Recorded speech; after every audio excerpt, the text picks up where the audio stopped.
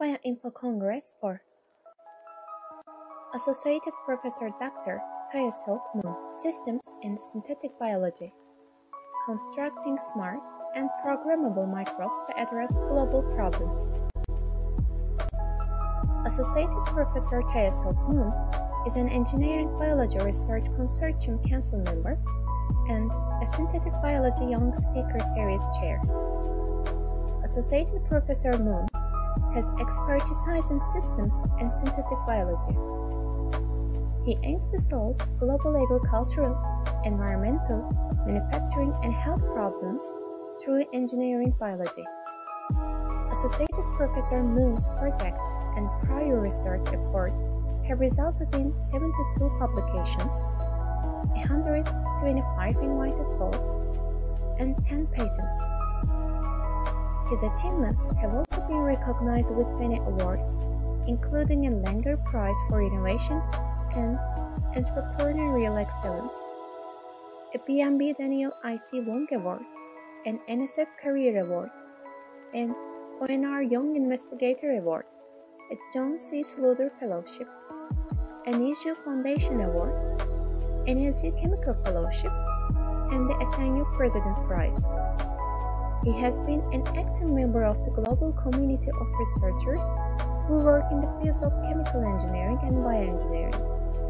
Also, has actively participated in organizing many international conferences as a conference co-chair or organizer.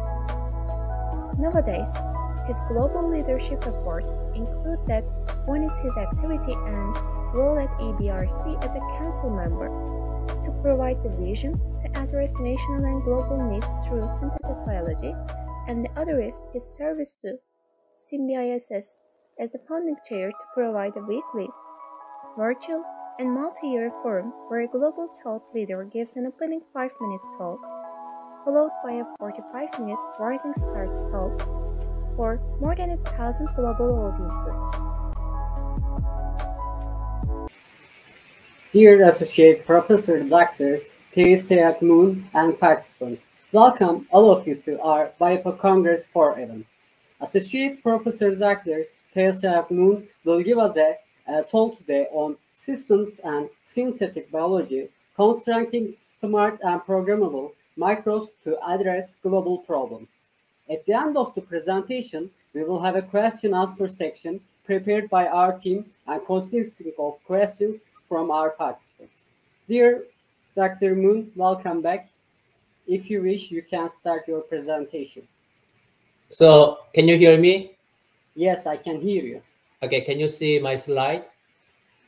Yes, we can see. Okay, wonderful. So I will start.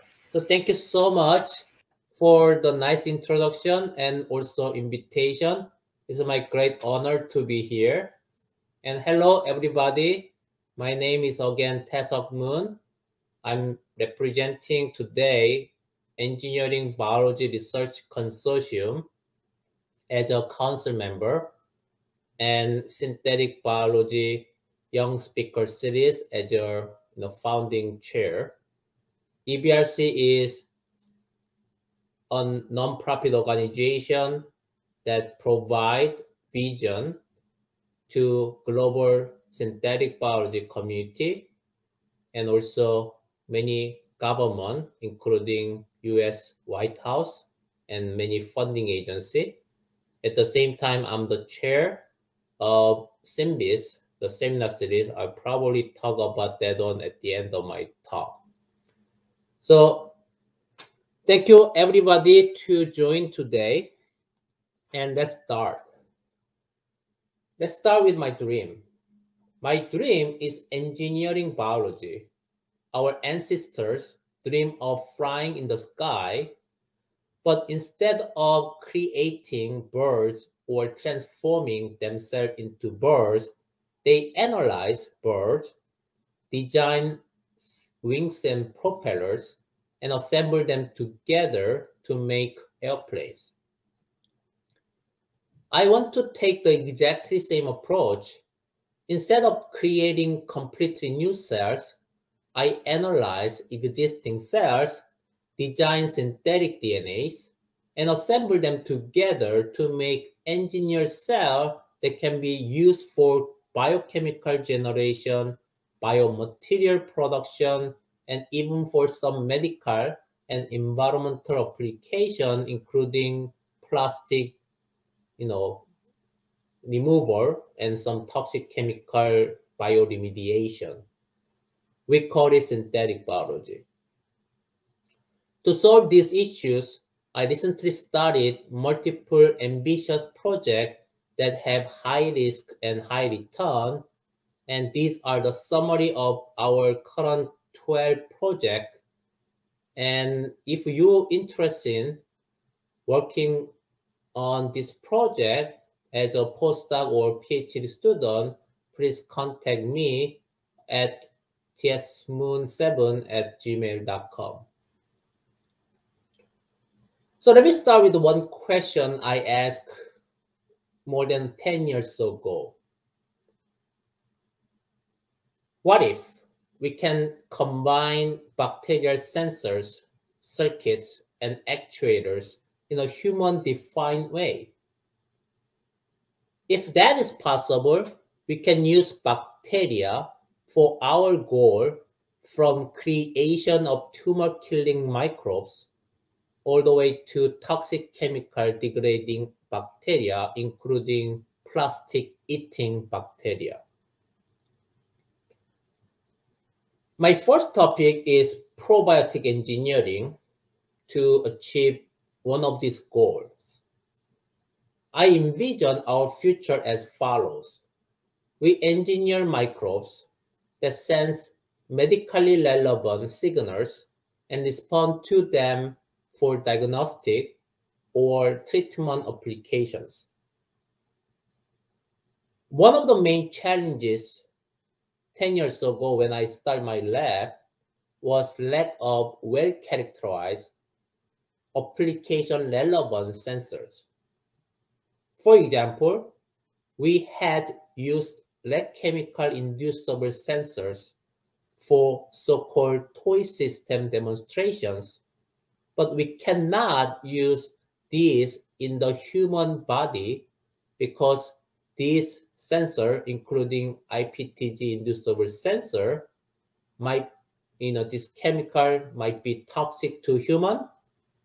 Also, this chemical, including IPTG, not available in human body, or sometimes this chemical is expensive. Considering the short pH pulse in the stomach and aerobic to anaerobic transition that happening in the gut. By the way, gut is anaerobic condition without oxygen. And also temperature shift when the bacteria are released into the environment from the body. My lab has developed pH, oxygen, and temperature sensor, etc. since 2012. These are some examples, including temperature sensor data that's kind of showing very interesting temperature response. I'll talk about later briefly. Oxygen sensor and pH sensor. At the same time, my lab also developed biogeographical sensor that would activate only in the large intestine, but not small intestine, by focusing on one chemical called propionate that is actually only found largely in large intestine, but not small intestine. Additionally, my lab developed various pollutant sensors for bioremediation, including phenol sensor. An important thing is this sensor only responds to phenol, but not other aromatic compound structurally similar. However, developing medically relevant chemical sensors is still lagging. And actually, other labs have recently developed or used sensors and circuits for various medical applications, as we recently reviewed, and some selected examples are shown here. In fact, we did extensive literature search many years ago. And then during COVID, because we cannot do any experiment, we decided to basically write review papers. And then we surprised by the number of papers or sensor we at that time we had, and that is not that many.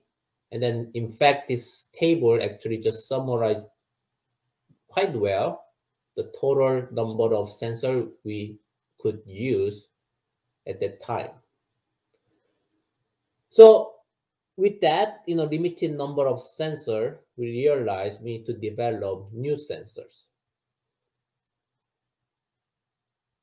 So another problem is, despite these recent advances, ligand-specific sensing is very critical and still challenging, especially when sensing and responding to structurally similar chemicals with distinct biological outcomes. For example, phenylalanine and tyrosine are structurally very similar. The only difference is one compound does not have oxygen, but the other one has oxygen in the aromatic ring.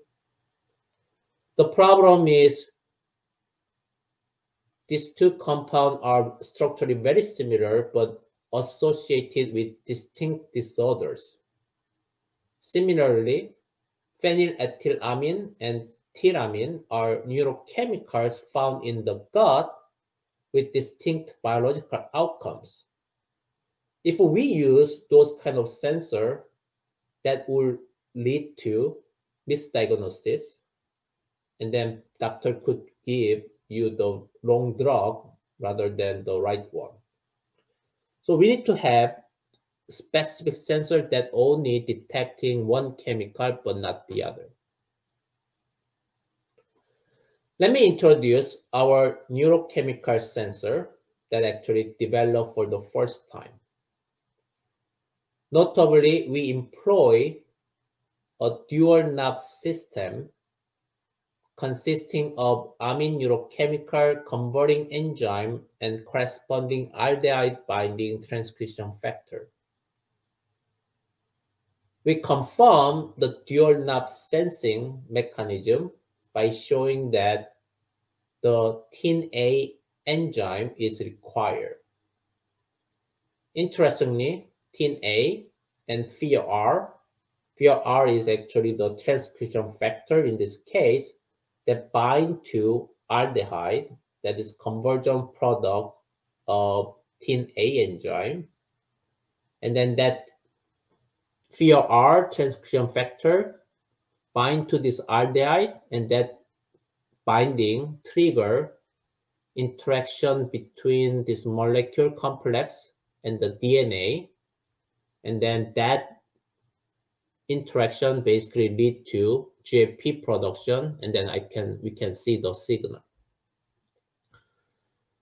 Interestingly, this TIN-A and FIR homologs are found in many human intestinal bacteria, especially E. coli, but not in our host Nisser probiotic strain, enabling orthogonal sensing.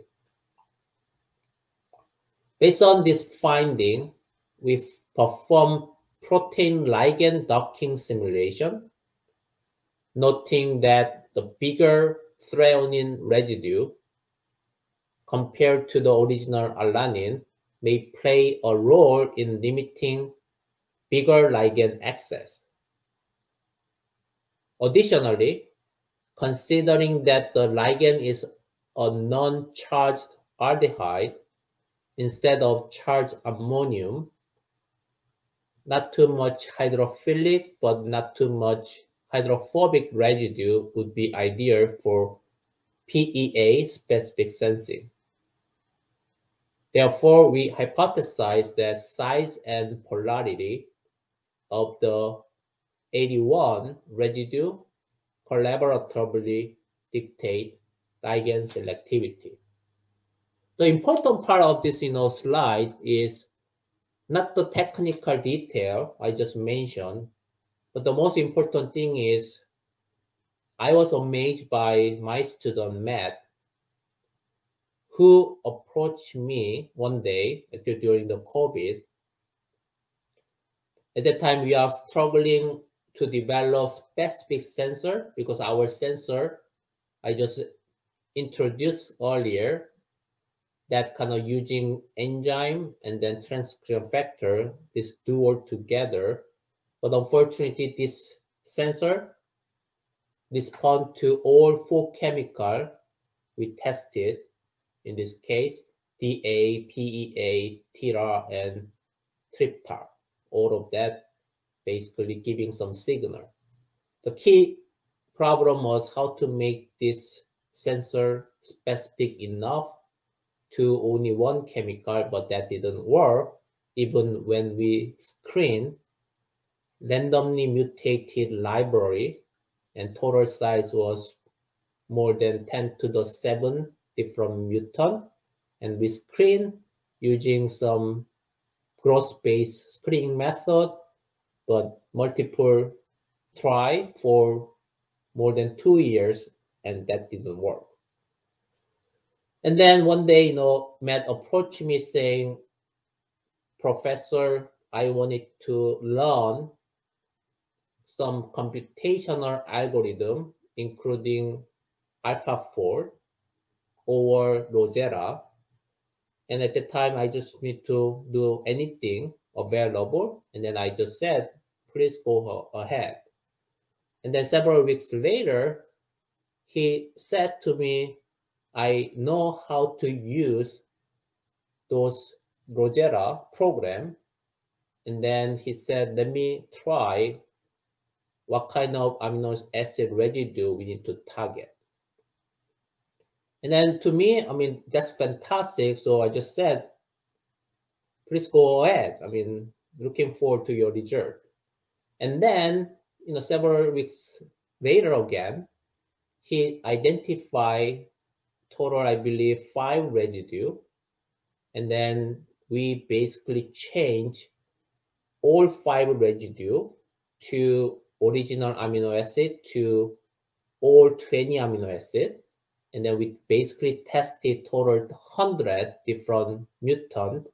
And then we got some hit, including the one I just showed here, that is a A81L mutant of VRR that only respond to one molecule, in this case, PEA.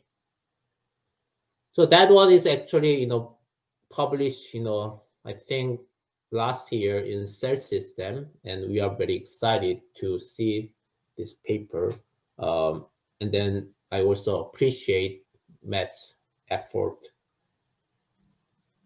So in summary for this part, without showing more detailed data due to the time limit, I'm saying we developed for the first time specific sensor for structurally very similar amino acid and neurochemicals, laying the groundwork for developing medically relevant probiotic sensors. I right now envision our future something like this.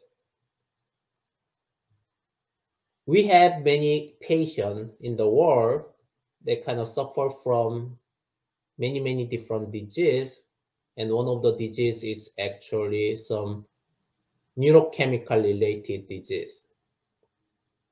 And another thing is I wanted to develop some probiotic, and probiotic is basically some bacteria, but good bacteria that help our health. And typically that bacteria basically contained in yogurt. I believe many people in Turkey also take yogurt. But what I want to do is this probiotic bacteria in the yogurt, and then everyone just take the yogurt I develop and then drink or take, and then I'm sorry, I'm talking about poop, but when you look at your poop, depending on the chemical level in the gut, you see different color in your poop. I'm not sure you heard about neurochemical found in your gut, but several years ago, many scientists basically discover neurochemical. People typically think neurochemical found in your brain, and brain basically produce neurochemical, but some neurochemical actually found in your gut. And also scientists discover some bacteria in your gut actually utilize neurochemical, metabolize, or even synthesize some neurochemicals. I'll give one example. Serotonin is the neurochemical, very important, because that control your mood, happiness, and so on. If you develop serotonin sensor, and importantly, serotonin is produced by not the brain cell, but the gut cell. And actually gut cell produce more than 90% of neurochemical serotonin in the gut. And if you have the neurochemical sensor that's specifically sensing serotonin, the probiotic bacteria come out of your body, and then in response to serotonin level in your gut, you can make serotonin level detector by just drinking yogurt that contain your probiotic. So my goal is something like this. Probably 5 years later or 10 years later, you drink my yogurt, and then you see your poop, and then today your serotonin level is, let's say, 100, and then bacteria basically produce some green color, and let's say 100 is good level of serotonin, and then today is a happy day. And unfortunately for tomorrow, your bacteria now sense less than 20 serotonin in your gut. That means you are not happy day. Today is not happy. Tomorrow is not happy day because your bacteria will generate red color instead of green color. And why but we stop there? And then my additional goal is I wanted to manipulate that probiotic bacteria that basically sense neurochemical. Let's say serotonin level between 20 to 100 is the right level, and that is good, happy level. And if the bacteria sense too much neurochemical serotonin, and then bacteria start to produce, in response to that high level, enzyme that degrade serotonin. In that way, the range is right for the happiness. If the level is too low, now bacteria start to produce serotonin, making the serotonin level in between that the right level. So maybe 10 years later, if I'm successful, the commercial may say, do you want to be happy all the time and drink yogurt, and then you will be always happy? And that's one my dream. Okay, so next project. You may say, Dr. Moon, your idea is fantastic about probiotic engineering, but the probiotic you just mentioned is so-called GMO, genetically modified organism. And then how you gonna make sure this GMO, once they do the job in the gut, curing or detecting disease or making you happy and release into the environment, how you make sure this bacteria not doing something harmful to the environment. And that's fair question. And my idea is to develop so-called kill switches that allow these engineered bacteria, I call it genetically engineered bacteria or microbe, GEM, genetically engineered microbes, to self-destruct once they accomplish their mission. In this case, the mission in the gut, curing disease or make you happy. The idea is very simple.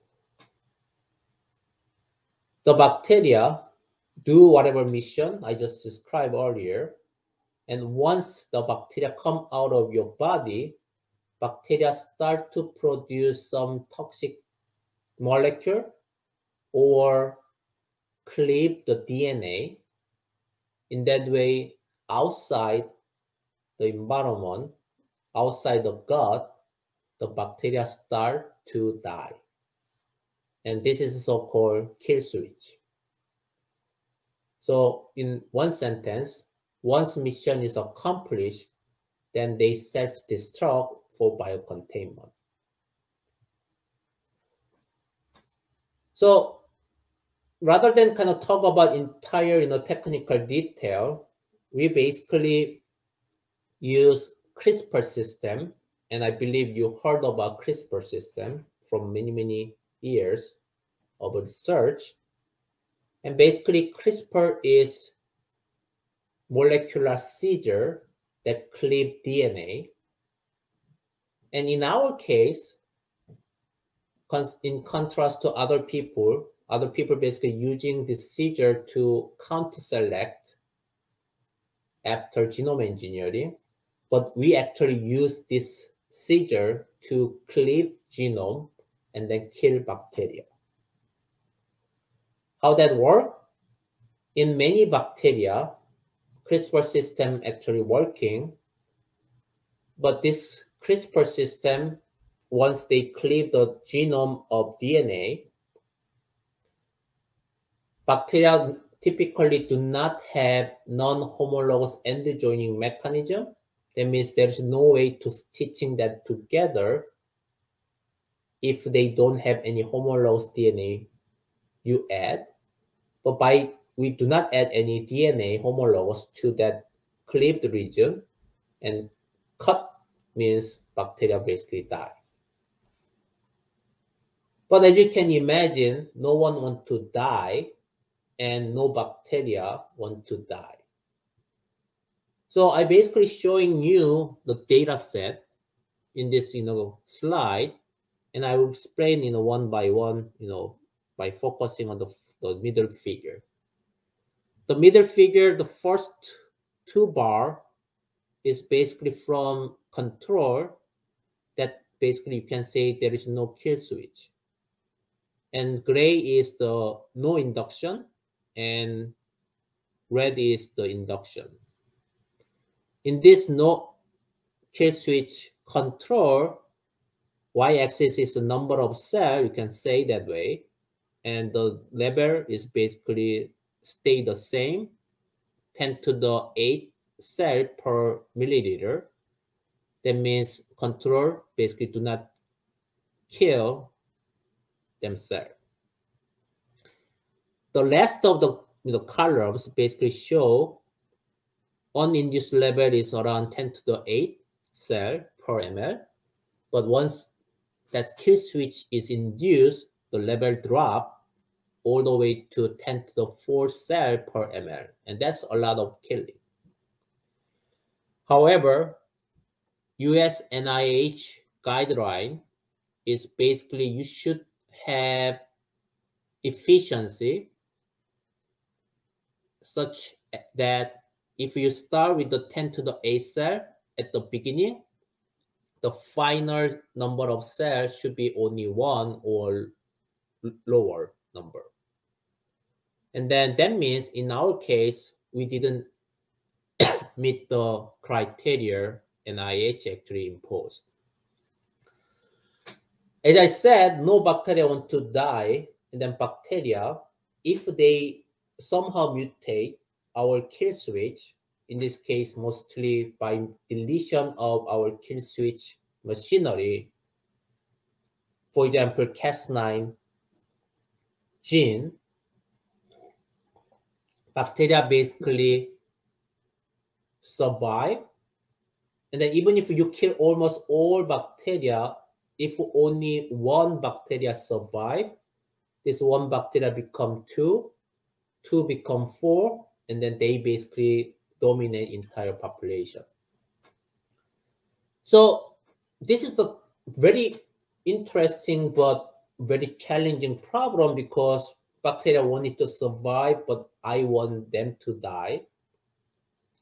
And basically, I also appreciate another student in my group, Austin, who now PhD, after defending beautifully his defense, he basically suffered from this mutation problem for more than 5 years, but he never gave up. And one day in hospital, I just thinking about this problem to help my student Austin, and I realized, what if this hospital lose electricity, operation could be affected? That was my question. The short answer to that question is that is not the case, because hospital always have backup generator, and once they lose the power, the backup generator basically kick in, allow doctor continue to do any operation. So my answer to my problem, why don't we have the more than one kill switch? In that way, if one kill switch not functioning, but the other backup kill switch still working, and at the end of the day, we add total 4 Cas9 gene, and then 3 guide RNA, and we call it redundant kill switch, basically allow us to achieve the guideline NIH imposed. And this is basically the data we tested using real world scenario, but in this case we use the mice.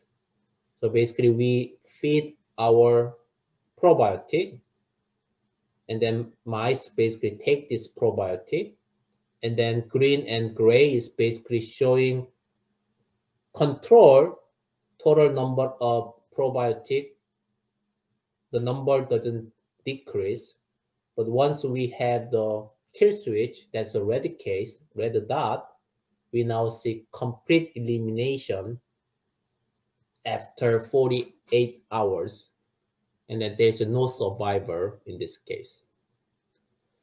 For this experiment, we use so-called ATC, that is the N-hydrotetracycline, that actually not found in the gut, so we can specifically kill our bacteria.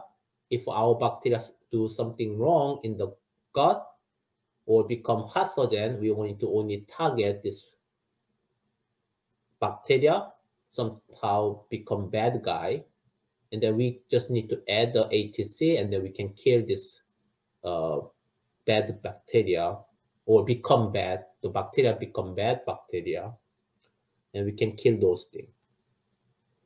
But you may say this is not real biocontainment, because I talk about once bacteria come out of your body, bacteria should start to die. So to do so, we basically use so-called temperature sensor we developed. And in this case, in your body, the body temperature is typically 37 Celsius plus or minus 2, depending on you have fever or some cold condition.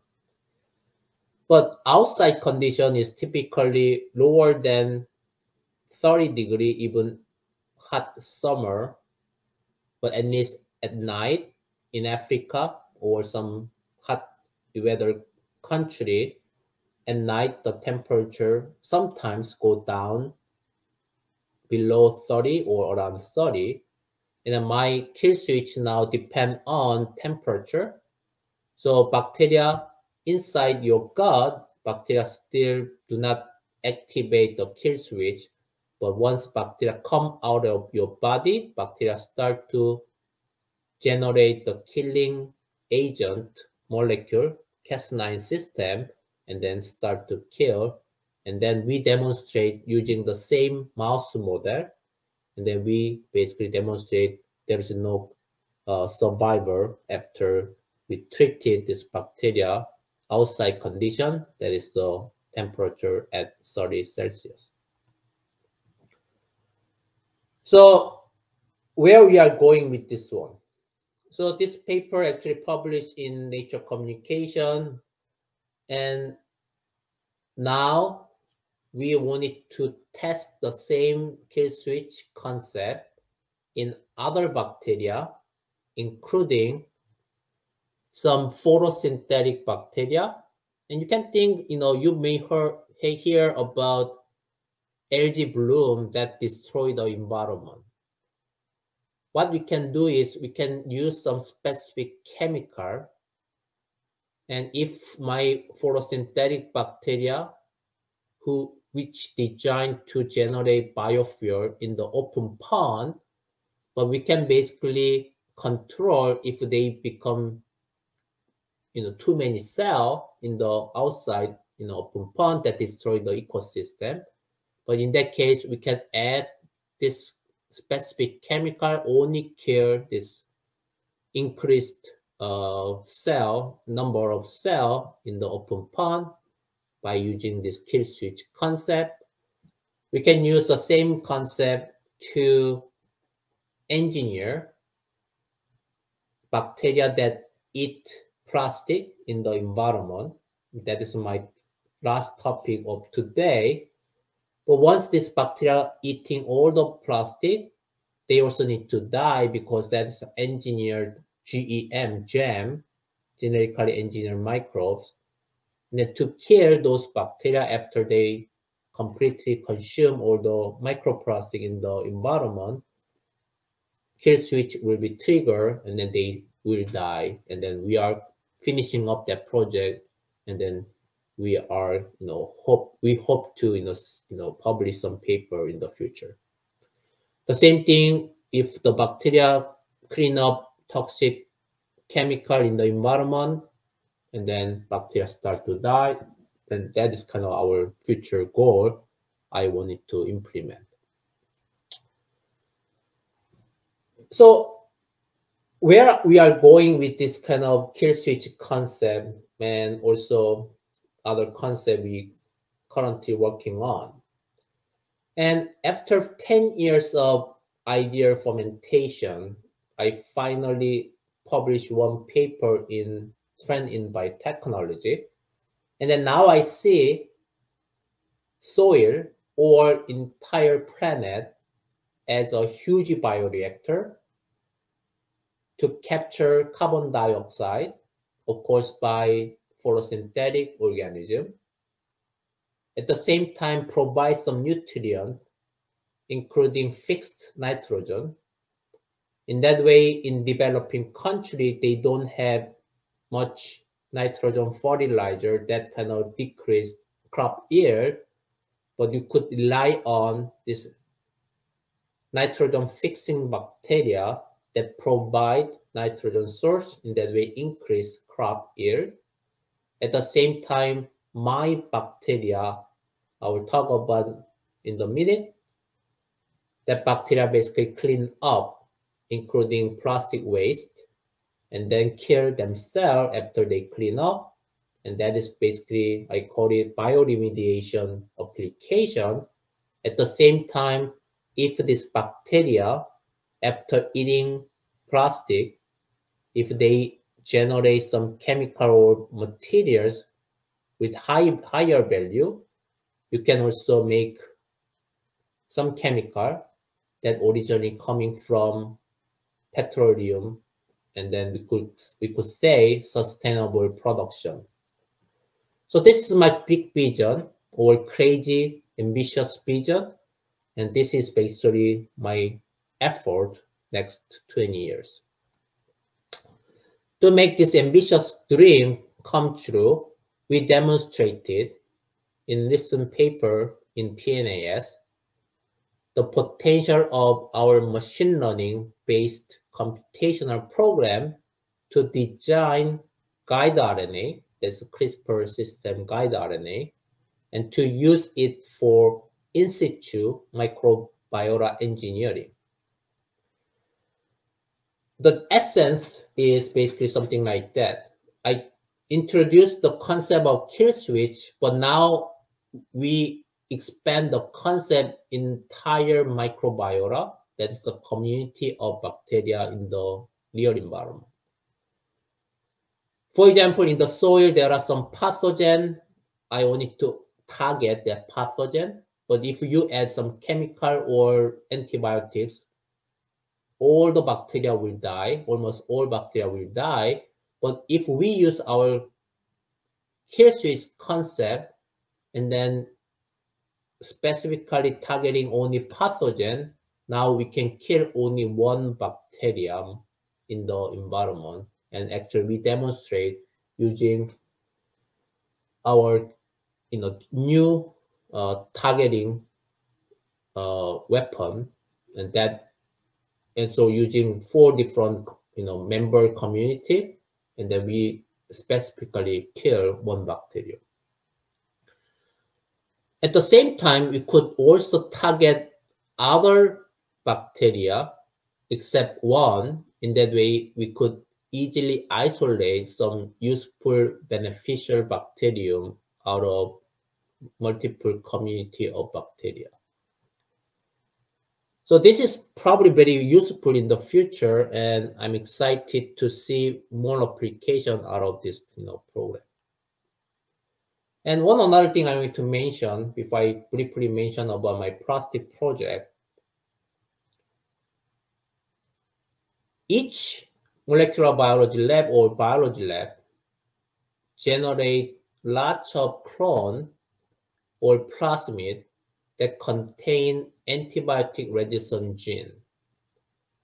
And current practice is basically use bleach or autoclave to kill bacteria, and then we basically allow to release that killed bacteria into the environment through the sink or garbage can. But we do not consider another important neglected fact. That means even autoclaving or adding chemical do not destroy the DNA.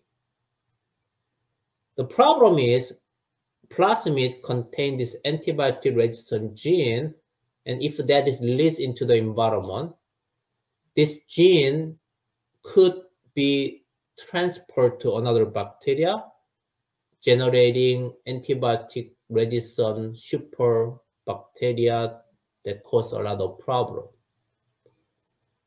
To solve this problem, this is the century-old problem nobody tried to solve. We recently developed new way to clone, new way to make the plasmid without any antibiotic resistant gene in the system, and that paper hopefully will be approved and accepted in the spring, and then I hope to see or talk about this one in the near future. Okay, probably next 8 minutes-ish, I will talk about my last topic. That's basically, I call it metabolic engineering project. I envision our future as follows. We engineer microbes that take waste as an input and generate value-added product as an output. One of the critical waste is plastic, and our goal is not such beautiful plastic recycling, but PT upcycling. In fact, I need such an on-site or on-demand manufacturing during my 10 weeks of non-stop seminar trip to give 25 invited talks worldwide last year. But today, I'm talking about my shoe with many holes after 70 days of just walking around the world. And I'm thinking about that plastic shoes. But today I'm talking about this upcycling. Our process is a hybrid process consisting of a hydrolysis step to generate TPA, the monomer, and ethylene glycol, the monomer, another monomer, and then microbial conversion of this into value-added product. We are interested in waste PT upcycling because waste PT represents 12% of global solid waste, and current PT chemical recycling suffers from the relatively high cost for hydrolysis, monopurification, and its repolymerization compared to the virgin PT price that is only $1 per kilogram. In contrast, our process uses a novel microbe that is flexible to potentially produce any desirable products, allowing us to cope with market price fluctuations. Especially, I want to end the current practice of extracting carotenoids from food, such as lycopene from tomatoes and beta-carotene from carrot. Food is something to eat, not something to play, my dad always says. When lycopene is being extracted now, especially some country like China, many people in Africa die every day due to lack of food.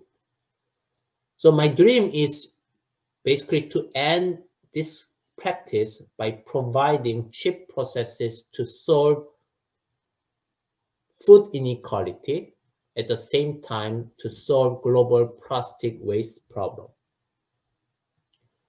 Let me introduce our novel high salt tolerant Rhodococcus strain named RPET for the first time. Because of time limit, I will just skip, but basically we identify bacteria that eat this 2 monomer as a sole carbon source without adding any other carbon source, and basically bacteria grow very well. And by using some metabolic engineering technique, we basically finally successful using this plastic pellet. That is basically something you just grind the plastic and then make the pellet.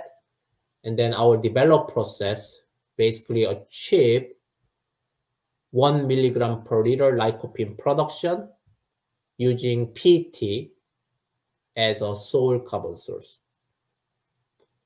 So in summary, for this topic, without showing the more data because that is already published this year in Cell Report, we discover a novel salt-tolerant microbe that grew very well in this plastic degradation product, and we demonstrate lycopene production up to milligram per liter scale. And of course, we need to increase its titer to make this one commercially viable. At the same time, we use the same computational algorithm-based directed evolution to make mesophilic enzyme that degrade plastic, including PT. In that way, you could even deploy this bacteria that degrade plastic into the smaller molecule, and then eating that smaller molecule to generate some high-value chemical, as I introduced earlier. With that, I want to thank all my lab members, more than 20 people at this moment, and my 2 advisors right now at MIT, Chris and Chris, and also 12 funding agency. And if I have some more time, a couple of minutes, I wanted to introduce you the SYMBIS seminar series I started with Professor Francis Arnold, Nobel Prize winner, 2021. And you could watch my YouTube video by typing my name. At the same time, we released Climate Roadmap last year, and then that you could also freely download from ebrc.org. And that is we suggest solution to climate problem using synthetic biology. More detail is kind of here. This seminar series is basically weekly seminar series, Thursday, 10 a.m. US time, Central Time. You can just click Zoom link. I post every week through my LinkedIn account or my Twitter account. And then everyone could just join, or you could watch also YouTube video. And one last thing I want to mention is basically this, slide. This is the Jeff Gordon microbiome father, and I believe he probably will get Nobel Prize next 5 years. And this is the beautiful quote, but I learned this by my experience, but it took me almost 50 years to realize this by heart. This quote touched me so much. And one example is to go fast, go alone. But to go far, go together. That is actually an African proverb that talking about collaboration.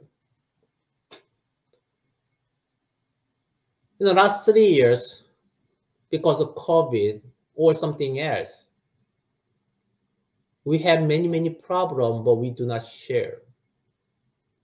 You may break up with your girlfriend or boyfriend, or deaths of family members due to COVID or others. Also, recent earthquake in many different regions of the globe, including Turkey. Also, you may become a victim of harassment or discrimination. This is not the world we wanted to live. This is not the world I wanted to hand over to our next generation. However, I strongly believe we can change this world together by giving our time, resources, attention, support, compassion, kind word, empathy, forgiveness, and of course, sharing our love. This one, I also heard from Dustin, a magician and brilliant storyteller at America Got Talent, a TV show. He basically said, giving is the foundation of change. I want to say, despite of all the difficulty we currently facing, I saw the hope last year when I traveling more than 160 days to give seminars. I saw hope from the people, especially young people, our next generation and next leaders. So I want to say the future is made by young people. That's why I'm willing to and happy to present today in this platform. I'm not the big name, but big name give the vision. However, the real implementation is done by my student, Austin, Chenggang, Jinjin, and so on, Matt, they basically implement. My job is just encourage them, inspire them. That means you young people are true leader in the future, true driver to make this world better. Because of you, I am optimistic and I believe we can change this world together.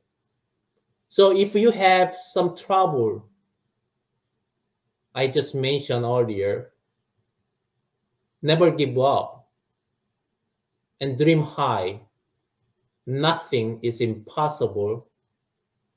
Even myself, suffering from discrimination and harassment, and that make me suffer, and I literally dying for 4 years, but I miraculously recover, and then now I'm happily sharing my struggle.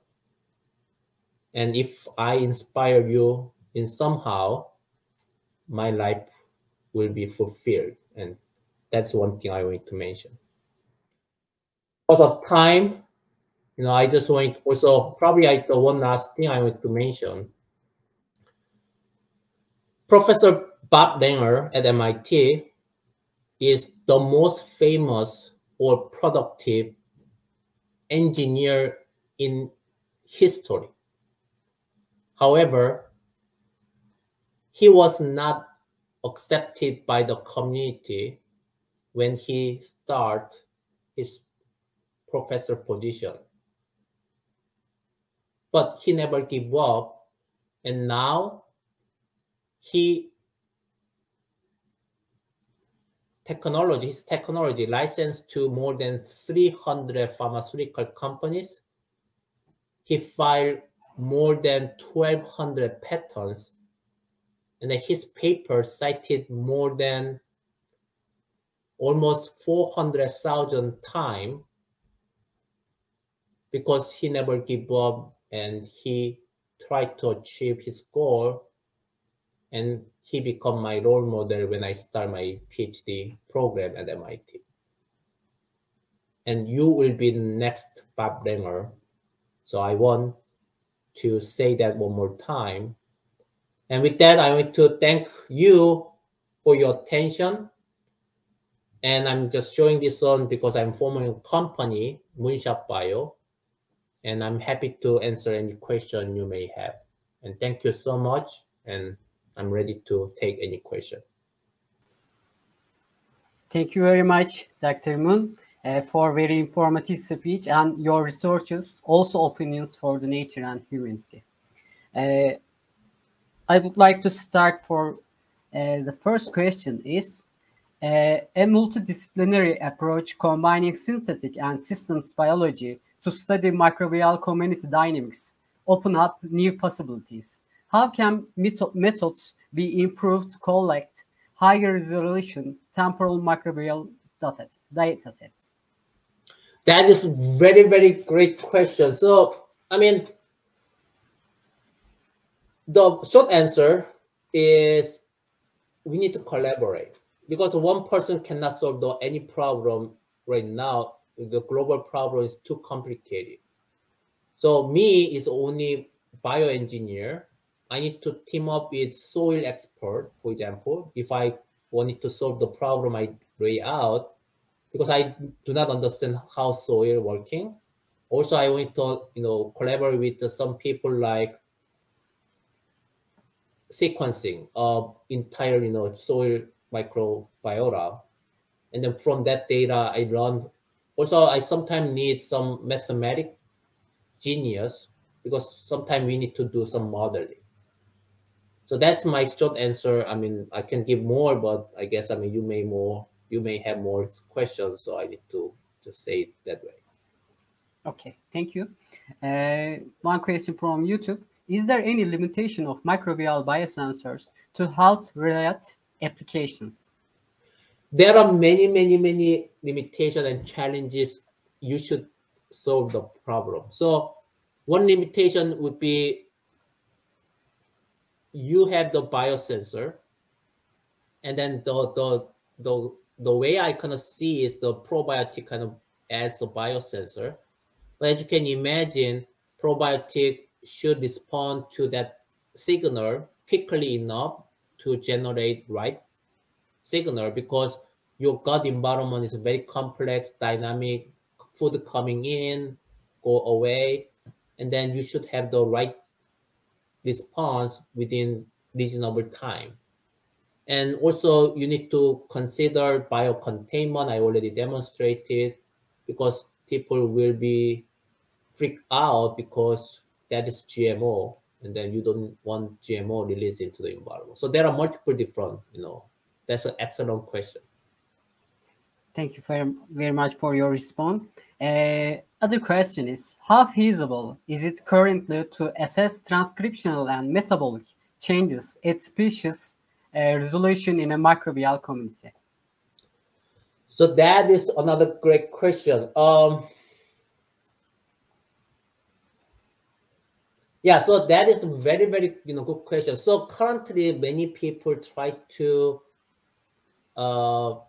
understand or assess those kind of change and specific resolution. And I believe the current, the future technology and current technology will solve that problem by using some, spatial resolution technique, like sectioning the each gut region, also temporal kind of doing some sequencing or some metabolomics kind of the technique. And by doing so and combining those technology, I believe they could be solved in the future. I'm very optimistic. Thank you for your answer. Next question is from YouTube. Can we turn into any type of material to microbial biosensors? There's no limit. It's just limit is your imagination. So yeah, but you also need to be realistic. So answer is yes. Thank you. Next question again from YouTube. What can be done for the discovery of microorganisms that use waste as the sole carbon source? So that's a great question. So what we did for plastic case, we basically have more than 2,000 bacteria variant we collected by using some adaptive evolution and so on for 10 years. And then we basically screen those bacteria to make them eat plastic waste, and then we identify only one. So this is not an easy problem, but you could have some way to discover those things. Actually, there are multiple bacteria actually isolated from environment that eating plastic. Thank you for your answer. Next question is today's technology enough to change our capacity to tune microbiomes with unprecedented resolution in space and time? What are the shortcomings? That is another great question. So I already answered that question. I believe we have technology, we're developing technology right now. The current shortcoming is better resolution in terms of, location, also in terms of fast response, because that is kind of one challenge we currently have. So, transcription factor-based, response takes many minutes to hour. So you should kind of think about some, other sensor like phosphorylation related one that takes seconds, something like that. In that way, you could solve the problem. Spatial resolution is another problem, but there are multiple different ways, including imaging technology and some other technology that basically resolve that kind of problem. Thank you for your answer. Next question is from YouTube. Given its high processing costs relative to purchase of virgin pets, which recycling strategy can be prominent?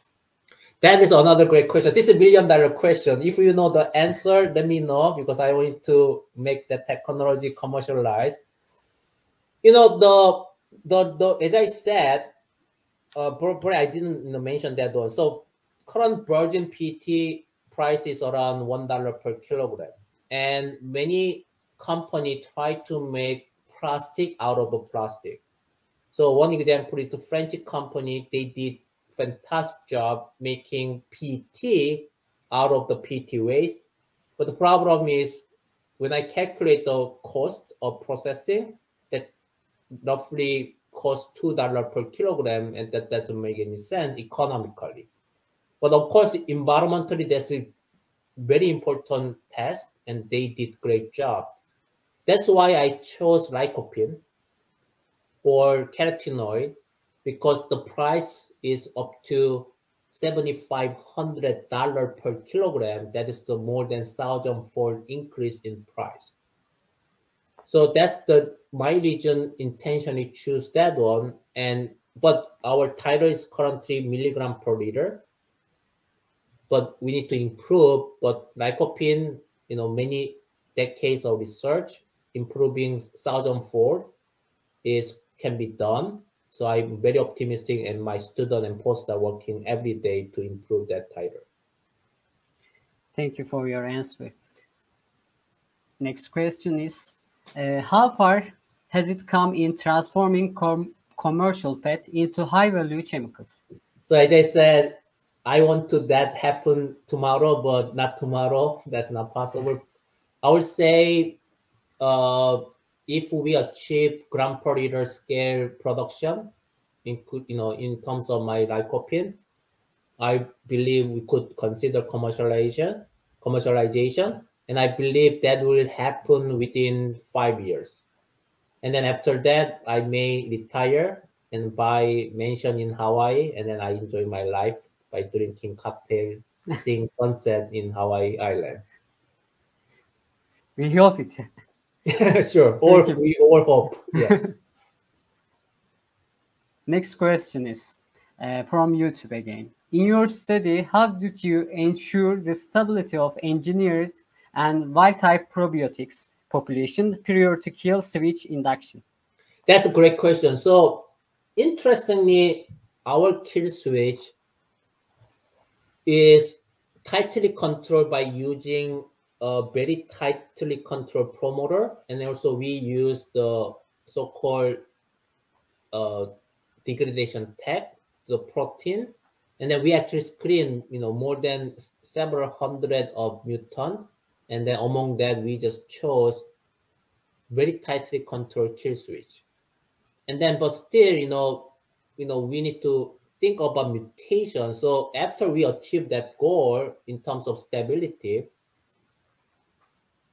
we typically have the mutation. So we decide to do long-term stability study. And in fact, my student Austin come to office and lab every day for 4 weeks. And then we tested stability, and then the stability working beautifully work.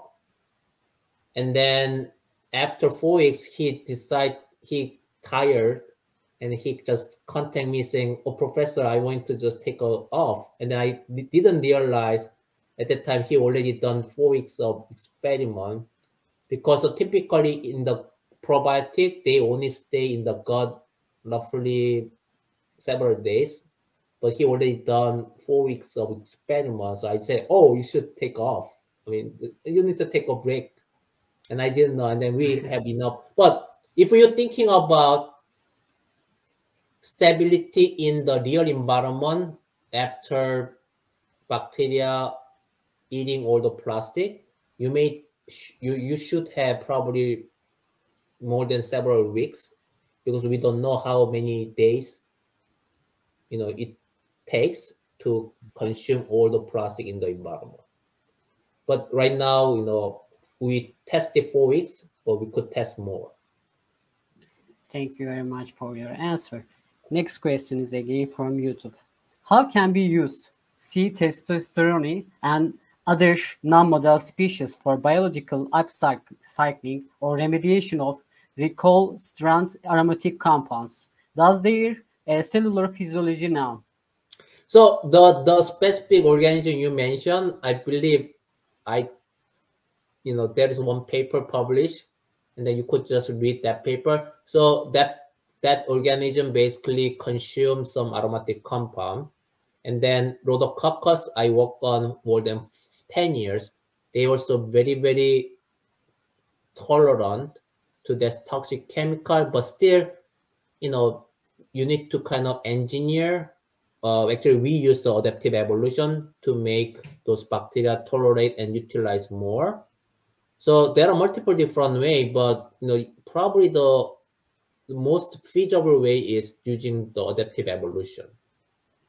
And then to understand cellular physiology, you need to do sequencing, you need to do some phenotype analysis. So to do so, we basically do RNA sequencing, DNA sequencing, at the same time, lipid, analysis and so on. And that takes 10 years, but I believe with the current technology, the total time will be shorter, like 5 years or even 3 years, something like that. Thank you very much for your answer. Next question is again from YouTube. We all already heard that T lymphocytes were modified as a part of CAR-T immunotherapy. Unlike cells, are there any way to construct a microbe for cancer treatments? That's a fantastic question. So, I'm not expert in that area, but there are many studies for more than 20 years, basically using bacteria that kill cancer. So one of the problem in cancer therapy is, the chemical drug cannot, or very difficult to specifically only kill the cancer cell. But another problem is basically those chemicals that attack the normal cell, healthy cell. So important thing is the specificity. But cancer cell has some specific marker, including oxygen level is very low, also lactate level is high.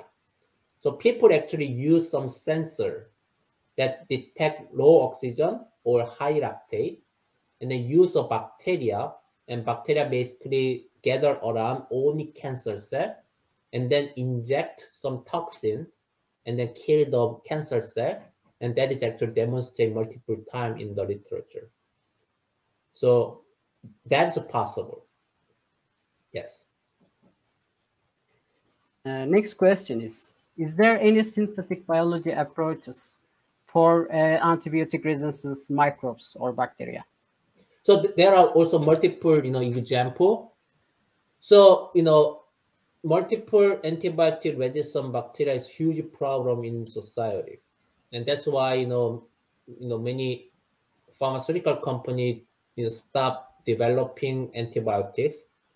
So one of the example I show you today is basically we use those CRISPR system that completely just, cleave the genome. In that way, you could kill those very difficult to kill bacteria, the pathogen. But still, the problem is how to deliver those CRISPR system into this pathogen. But we develop liposome system that basically fuse with any bacterium, because bacterium has some lipid system, and that lipid kind of, friendly each other, and then they kind of fuse into, and then we could kind of deliver. But the key problem is the efficiency of this delivery system, because we will be limited by the efficiency. So that means we cannot kill all the bacteria in the system. But there are multiple different ways you could think of. Other people also use phage, that's a bacteria virus that kind of target those kind of pathogen and then kill only that bacteria specifically. So there are multiple different ways, but many people working on. So let me put it this way. I'm just one of the bioengineer. I cannot solve all the problem. That's why I need your help. You need to be scientist and engineer to solve all the problem together. I'm just one of them. I'm not the only one to solve that problem. I agree. Thank you. Thank you for your answer. It was our last question. On behalf of myself and all our participants. I would like to thank you for spending your valuable time, transferring your knowledge to us, and for this very informative presentation. So what is question again? It was our last question. I said that on behalf of myself and all our participants, I would like to thank you for spending your valuable time, transferring your knowledge to us, and for this informative presentation. Okay, it's my honor. We all thank you.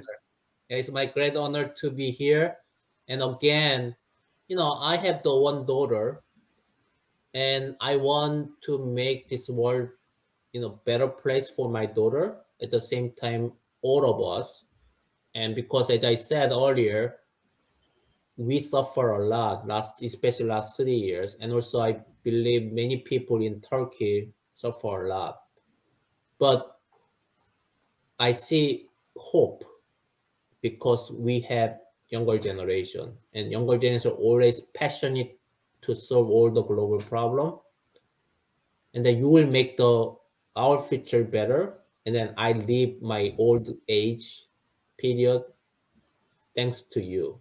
So please make all the problem go away and then make the world better place to live, regardless of your problem you currently have. Yes. Hope which makes we are alive. So we need to hope always. Sure. Thank you again. Sure. I wish you healthy days. Bye-bye. Thank you so much.